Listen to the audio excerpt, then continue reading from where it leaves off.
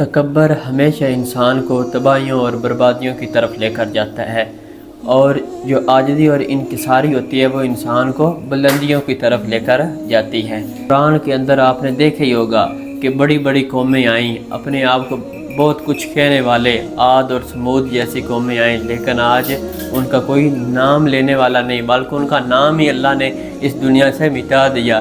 یعنی ان کے قد اتنے لمبے تھے جیسے کھجوروں کے درخت کتنے لمبے ہوتے، اتنے بڑے ان کے قد تھے، اتنے طاقتور تھے، اور اپنے آپ کو پتہ نہیں کیا کچھ سمجھتے تھے، لیکن آج ان کا نام و نشان مٹ چکا ہے۔ اسی طرح جو بھی انسان تکبر کرتا ہے نا، وہ ہمیشہ ذلیل و خوار ہی ہوتا ہے۔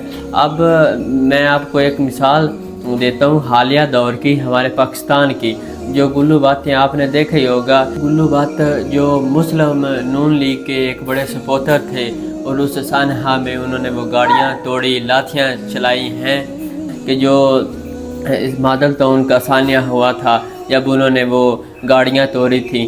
تو اب آپ نے انہوں کا حال دیکھا ہے کہ 3 ماہ انہیں ہو چکے ہیں، 3 مہینے ہو چکے ہیں، انہوں نے نہ کچھ کھایا ہے نہ کچھ پیا ہے، ٹھیک ہے، انہوں نے واش روم بھی نہیں کیا، 3 مہینے ہو گئے، نہ ہی وہ نہائے ہیں۔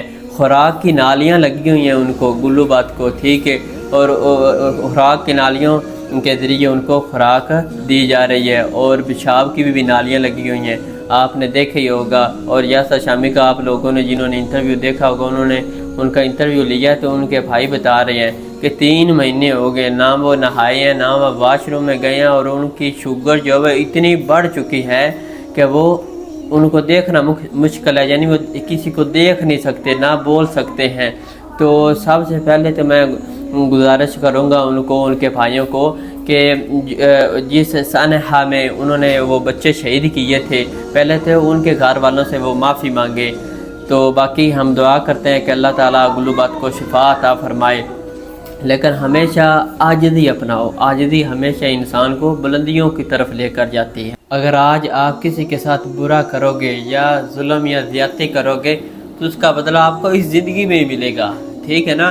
بہادری یا دلیری اس چیز کا نام نہیں ہے کہ آپ کے پاس طاقت ہے تو آپ کسی پہ ظلم کریں یا کسی سے بدلہ لیں۔